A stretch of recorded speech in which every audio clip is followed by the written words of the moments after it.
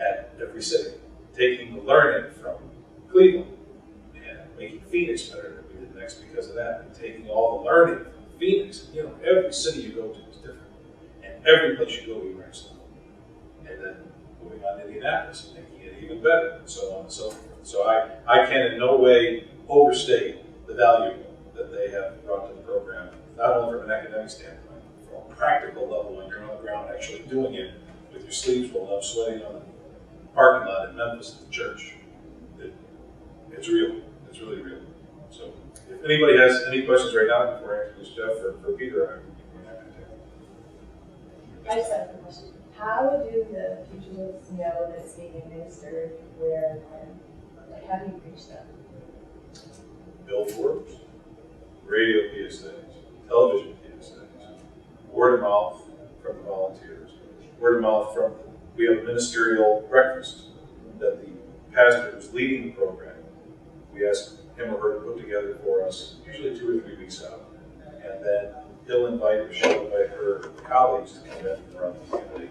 And then we pass on flyers to them, tell them about the program, and ask them to talk about it, you know, when they're in the church on Sunday too. And we hit everything. Right? You know, the police, the sheriffs, the marshals go out and they take flyers with them.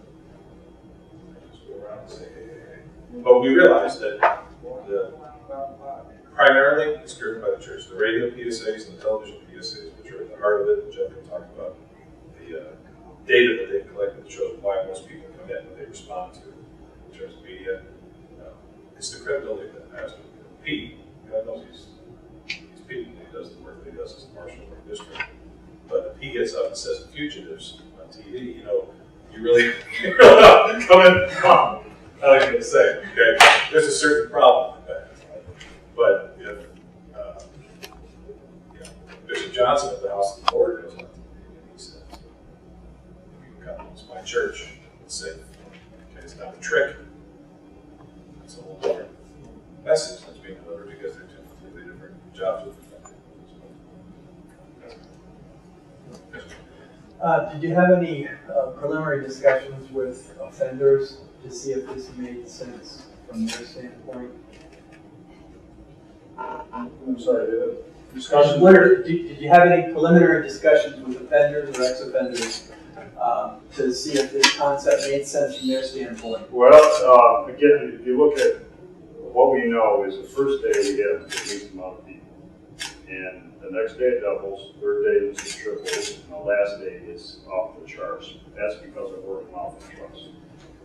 Initially, in my opinion, most people don't trust law enforcement. They think what we do is a trick, and we've done these tricks in the past and handed out the free the TV sets and Super Bowl tickets and arrested individuals. So there's not a lot of trust, in my opinion, between the community and law enforcement. But there is a lot of trust between the community and churches.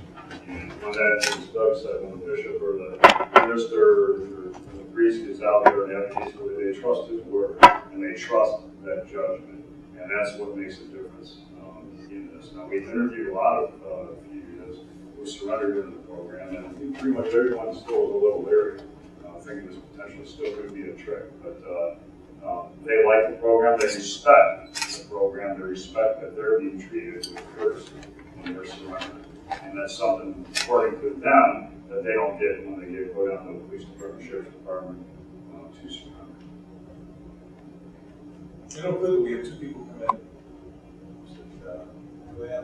They're on the South Most Wanted list. There was those 2 felony 1 drug trafficking. Yeah, we've had everything. We advertise towards nonviolent, but what we've had are murders, rapists, robbers, people that have escaped from other places come and surrender through the doors of the church, and it's just been amazing. People that want it nonviolent, they want to get it off their conscience. Often it's not them that makes the decision to surrender. It's their mother, father, aunt, uncle, cousin, brother, sister, wife, because that's who it affects. Somebody's on a run. We've had them surrender that have been run for 15 days and 15 years. And that weighs, when somebody's on a run, that weighs on them, and not only weighs on them, it weighs on their family significantly. So we've had those individuals, those types of individuals encourage fugitives to come and surrender to the church. And Mark, too, the thing that was interesting about what happened in Cleveland with those 2 first guys that came in. It was felony one, I think it was felony one drug trafficking. And Reverend Matthews went and talked to them because the huge majority of the people that surrender are coming in on non-violent offenses, and they have no history of violence. So what we do is we process them at the church. If we get final disposition on the case, which frequently we can, that's great, and then we get them out the door, and they're free people. But when you come in with 2 felony, 1 drug trafficking warrants on your head, you're not going home. And this is not amnesty. The judge makes a decision what he or she wants to do with that fugitive once they surrender. And, so it's not an amnesty program. The majority of the people, I think we do advertise is favorable consideration, and typically somebody that surrenders, rather than us having to go out arrest them, gets favorable consideration at the end of the day. So again, this is not amnesty. That judge makes a decision with what he or she wants to do with that fugitive, but they can flock in by the thousands to come surrender through the doors of that church. And Reverend Matthews asked her, why did you come? It's not that we're not thrilled that you're here. We're thrilled that you came. Why you? Because you know you're going to jail. The response was, well, this is a safe way for us to come in. We know that if we come in here, we're not going to, perform this, so we're not going to get our heads cracked. That we're going to come in. Reverend Matthews is there, 100 volunteers that are working here. And it gets back to that trust in the law enforcement. It is what it is. And recognizing that this program is. Just thinking about that, because I was wondering why so many people were coming into the church, and I know that they're not like social services, not that like some of these people are coming in with some mental health problems and stuff like that. So, but there's not any counseling in place there at the church, right? Sometimes there is. A number of the programs we've been able to, Washington, D.C. in particular, a number of them. What we'll do is we put out a call with social service providers. Okay. And in Akron, for example, Urban League, Mariana House, and a number of other social service providers are partners with us. And they're in the planning process with us from the beginning. And we'll say to them, we're going to give you a room, we're going to give you a table, we're going to bring as many people as you can. We get up as the people are waiting to be processed. In the gymnasium, for example, we'll take the microphone and say, Mariana House is here. Here's their literature. We'll pass it out down the rows. If you have a substance abuse issue, if you have challenges with regard to mental health, there are professionals right there. Okay. Yeah, and that's a big deal. Yeah. Job placement, anger management, all that kind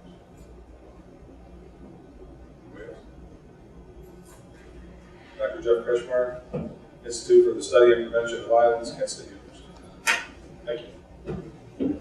We've been involved with this program since we've been collecting data on this program since the second site, because nobody knew what was going to happen at the first site. We might not need to be there if there are 3 people. We can count those pretty quickly who's showing up. Wonderful. But we're involved in 2 aspects of data collection. One is who comes through the door, what are they wanted for, felonies, misdemeanors, how many. We get people who have 1 outstanding traffic ticket warrant. We get people who have 50 bad check forgery warrants. So it runs the gamut of what we get. And it does vary by site what we get.